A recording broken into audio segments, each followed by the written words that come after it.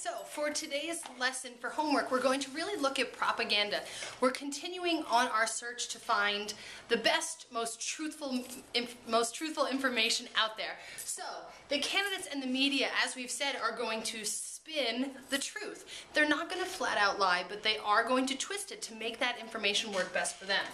There are different techniques that they are going to use when it comes to their propaganda. Sometimes it's going to be revealed, it's out in the open, you already know about it, and sometimes it's concealed, like a subliminal message that you're not really aware of. Back in the day, it's illegal now, but the movie theaters would flash on the screen a popcorn and a soda.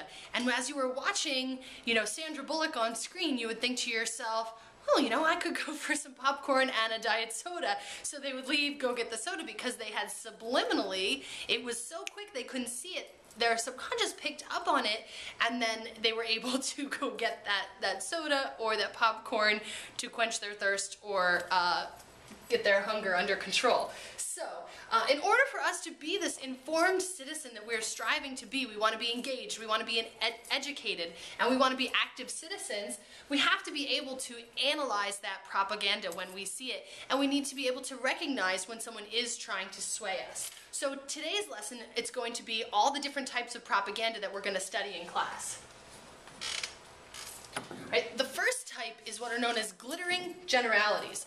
Glittering generalities are when you have a lot of words that sound very appealing. They're very positive. If something is covered in glitter, then it looks really great, right? If you're not looking too hot, maybe you slap on the glitter and hope that somehow it'll make you more attractive. So that's what glittering generalities does. It's something that's very attractive, but if something's general, it's very vague, then it doesn't have any substance to it. So glittering generalities are going to be words or phrases that sound appealing, but don't actually say anything. And this is the most common type of propaganda that's out there, because in these stump speeches and on these whistle-stopping campaigns, they don't have a lot of time. So you hear, I'm going to change America, I'm going to make America great, I'm going to fix America.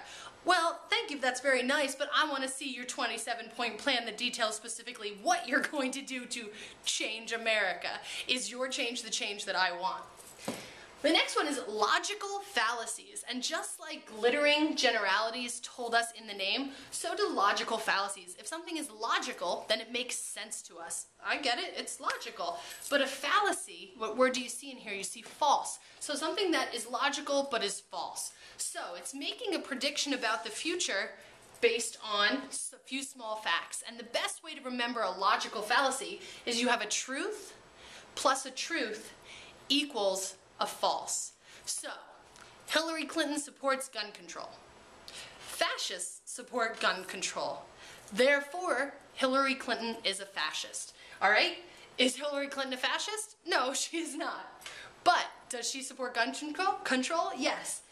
Do fascists support gun control? Yes. So you have to make sure that even though someone is saying, I have two truths here, you have to be able to defend and say, no, that equals a false. So those are the first two types, glittering generalities and logical fallacies. Okay, the next one is called plain folk. Plain folk is something that you don't always see. It's not always words that the candidate is going to say.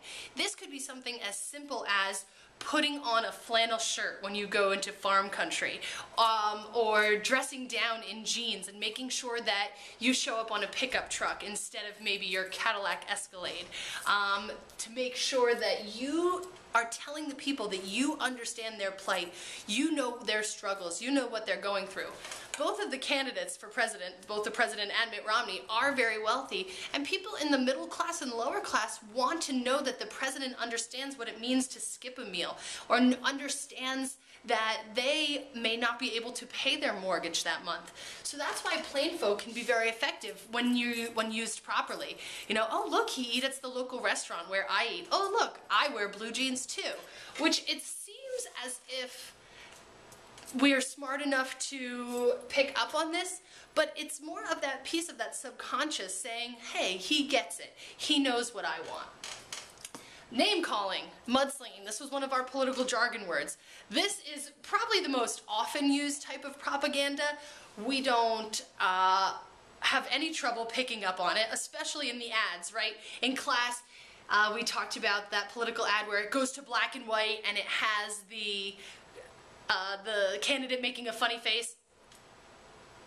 All right, maybe just that, and then that announcer comes in and says, Mrs. Lacey, she's been seen giving candy out to her students. Can we trust her with the healthcare of the future of America? Right, so, and then all of a sudden what happens? It's like the Wizard of Oz. The colors come on, you know, Mr. Chupka, he doesn't give his students candy, and so that's how mudslinging will work. They do that negative and then it looks like, oh, here comes this other candidate to save the day. So that's going to be mudslinging or name calling. Sometimes people get a little sick of this. They're saying, listen, stop telling me what the other guy's doing wrong and start telling me what you're going to do right. The next one, I put these together on the same board for a reason, because they're very similar and my students often get confused from year to year. So you have testimonial and transfer. Testimonial is when you're getting the support of someone who's a celebrity. Transfer is when you connect yourself with someone who is respected. Are there some celebrities out there who are respected? Yes, Oprah Winfrey is one of those. She is a celebrity, but she is a philanthropist who does a lot of good in the world, so she would be respected. When we say respected, similar individual, we're really talking about red, white, and blue. The Liberty Bell, the Statue of Liberty, the American flag, the bald eagle, all of those symbols that mean the United States of America. So transfer is connecting yourself to George Washington, to Thomas Jefferson, people that we know and respect, to JFK. Obama did that in his last campaign. Testimonial, though, is when some sort of celebrity is going to support you. As popular as the Kardashians are, as popular as Snooki and The Situation are, I wouldn't put them in the respected category. So, in fact, they might even damage your campaign if they're going to support you. So testimonial is that idea of celebrity, and transfer is that idea of respected. So that's what you want to make sure that you differentiate between those two. Alright, the next one that we have are fear. When it comes to fear, this is very, very effective, and it seems as if who would ever believe that? Someone makes an outrageous claim and everyone goes and does it? Well, let's take a look at history. I think you all can figure out what demagogue in the past, or what evil tyrant in the past had used this, and that was Hitler. Look at what he was able to accomplish, and it sounds weird to see those words with Hitler, able to accomplish. It was very brilliant. It was sick, it was twisted, it was terrible, it was an atrocity, but he was able to use this. If you don't get all these Jewish people together and corral them onto these trains and put them into concentration camps, then disaster will occur. And he was able to commit genocide against all of those Jews using fear propaganda. So we don't see this as much today, or it'll be a little bit more subtle. You know, Romney might say, if you continue with President Obama as your president for the next 4 years, then we're all going to be speaking Chinese because China's going to run our country. All right, that would be fear propaganda. This next one, bandwagon, another political jargon term from class. We had the idea that it appeals to the whole crowd, all right? And it may not be something as simple of everybody else is voting for Obama, you should too, or everybody's voted for Rodney Frelinghuysen for the past 12 years, so should you. It might be a little bit more subtle, once again, on that subconscious level. You're not sure whether or not you're going to recognize that. It'll be, you know, in the polls. Obama keeps gaining in the polls. He has the larger lead. You may think to yourself, oh, this guy sounds good. I think I'll vote for him. All right? And the last one, we've got 3 more to go.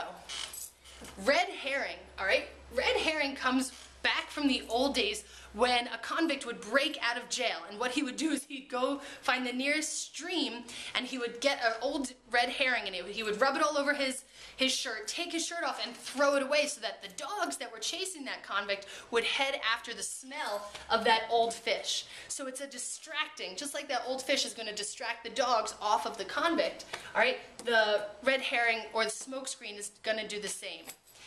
If someone is attacking me in the polls and running a mudslinging or a name-calling campaign against me, then I'm going to say, you know, don't listen to that. Let's focus on education. Let's not see how terrible I'm doing in my foreign affairs. Look at my plan for helping American schools. So that would be that diversionary tactic designed to draw attention away from real issues. I don't know if you can read that. So diversionary tactic designed to draw attention away from real issues. That idea of a smokescreen. Look over here while I meddle over there. And the next one is euphemisms. Euphemisms, it's very small and slight. It's just changing the language that you're using slightly. So if we are a president and we need to make a speech, we don't want to say, and we're going to have to go out there and kill a lot of people, or last night we slaughtered half of Libya. We're not going to use those words. We're going to use euphemistic language. We were able to neutralize the area. Well, that means you killed a lot of people. It used to be called shell shock. Now it's called post-traumatic stress disorder. So usually use larger words with more syllables that people might not be able to understand, instead of saying something rough like shell shock, or toilet paper is now bathroom tissue. So euphemistic language can be dangerous in that sense.